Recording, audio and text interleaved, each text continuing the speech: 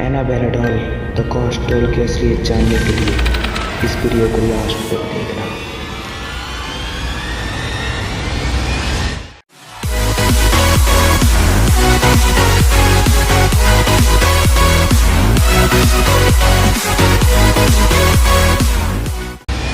दोस्तों, आपको वह सच्ची कहानी नहीं पता है जो मैं आज आपको सुनाने जा रहा हूँ। ये एक गोश्त डॉल की कहानी है, वो भी असली, यानी एक भूतिया गुड़िया की कहानी।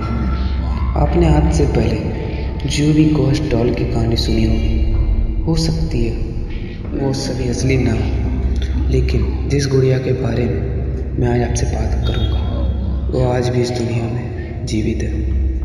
इस गुड़िया को कोई भी अपने घर में नहीं रखना चाहता। इसकी वजह जानकर लोगों की रूह कांप उठती है। हो सकता है कि आपने इस गुड़िया को हॉलीवुड हॉरर फिल्म में इसके बारे में देखा या सुना होगा। कहा जाता है कि इसकी असली कहानी कुछ और है। दरअसल इस गुड़िया को भूतिया इसलिए कहा जाता है क्योंकि माना जाता है कि ये गुड़िया जीवित है। फिल्म एनाबेल क्रिएशन में इसके बारे में जो दिखाया गया है वह इस गुड़िया की सच्ची कहानी से अलग है।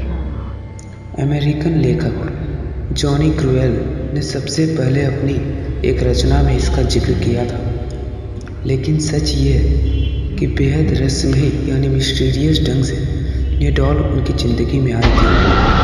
इसके बारे में जानकर आपको बेहद ताज्जुब होगा। दरअसल बात उस वक्त की है जब लेखक जॉनी क्रुएल बच्चों के लिए एक किताब की श्रृंखला की रचना कर रहे थे। उन्होंने रेजड़ी अन सीरीज नामक एक किताब के साथ एनाबेले डॉल को मार्केट में लॉन्च किया। उनकी यह किताब लोगों के लिए बेहद रोचक विषय थी। डॉल के पीछे छुपी अनोखी कहानी ने लोगों को इसे जानने के लिए मजबूर कर दिया। बात उस वक्त की है जब जॉनी क्रुएल को अपने घर के बैकवार्ड में यह डॉल मिली जिसका नाम है एनाबेल। जब उनकी बेटी मार्सेला पैदा हुई तो उसकी डॉल से वह हर वक्त खेलती रहती थी। जॉनी ने जब अपनी बेटी को डॉल के साथ खेलते हुए देखा तो उन्हें रेजड़ी ऑन स्टोरीज लिखने का आइडिया आया। पर दुख की बात यह थी कि उनकी बेटी 13 साल की उम्र में ही मौत हो गई। उसकी मौत का कारण संक्रमित टीका बताया गया है। मार्सेल की मौत के बाद जब रेजड़ी ऑन स्टोरीज को मार्केट में लाया गया तब उस डॉल का मॉडल भी बुक के कवर पेज पर छापा गया। यह मार्सेला को श्रद्धांजलि देने के कारण लॉन्च किया गया था। पर हैरानी की बात यह थी कि मार्सेला की मौत के बाद असली एनाबेले डॉल जिससे मार्सेला खेला करती थी वो अचानक से घर से गायब हो गया। जिस मिस्टीरियस ढंग से ये डॉल उसके बैकवार्ड के घर में आई थी उसी मिस्टीरियस ढंग से वो लापता भी हो गई। किसी को नहीं पता कि वो गुड़िया कहाँ गई। मार्सेला के फादर ने इसके बारे में पता लगाने की काफ़ी कोशिश भी की लेकिन उसका पता नहीं चला। लेकिन फिर एक दिन वो असली डॉल एक एंटीक शॉप में मिली। ये बात है साल 1970 की।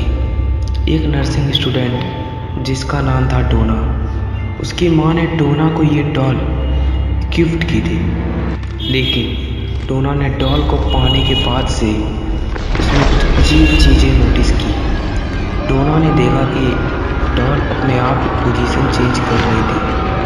कभी कभी डोना डॉल को एक रूम में रख के कहीं बाहर जाती थी तो वापस लौटने पर वो डॉल उसे वहाँ नहीं मिलती थी। तलाशने पर या खोजने पर वो डॉल घर के किसी दूसरे कोने या रूम में मिलती थी। एक दिन डोना ने कमरे में लौटने के बाद देखा कि डॉल के हाथ और पीठ पर खून के धब्बे लगे हुए थे। वह दहशत भरा ये नज़ारा देखकर पूरी तरह कांप गई। डोना को समझ आ गया था कि उसके साथ कुछ बुरा हो रहा है। इसके बाद डोना ने फौरन पैरानॉर्मल एक्टिविटी एक्सपर्ट एड और लॉरेन को बुलाया।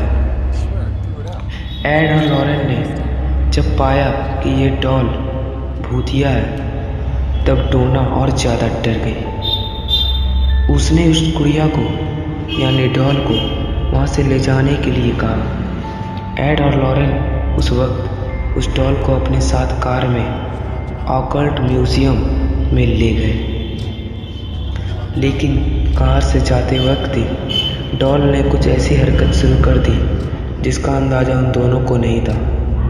दरअसल डॉल ने अपनी पूरी ताकत से उन्हें रोकने की कोशिश की। गुड़िया यानी डॉल ने बार बार डॉल कार का स्टीयरिंग घुमाने की कोशिश की, मानो कि वो उन्हें कहीं और ले जाना चाहती है। बड़ी मुश्किल से एड और लॉरेन अपनी मंजिल तक पहुंचते हैं। एड और लॉरेन उस शापित भूतिया डॉल एनाबेले को अपने म्यूजियम में मंत्र से एक कांच के बक्से में बंद करके रख देते हैं। माना जाता है कि आज भी उसकी भूतिया ताकत एक्टिव है। इसी कारण से उसके पास किसी को जाने नहीं दिया जाता। एक बार किसी ने उसके कांच में म्यूज़ियम में जाके उसका बुराई की और कोई चीज़ उसमें ठोकी, और उसके बाद ही जब वो घर जा रहा था तो वो एक्सीडेंट होते होते बच गया। इसलिए एनाबेले का नाम सुनकर ही सबके रोंगटे खड़े हो जाते हैं।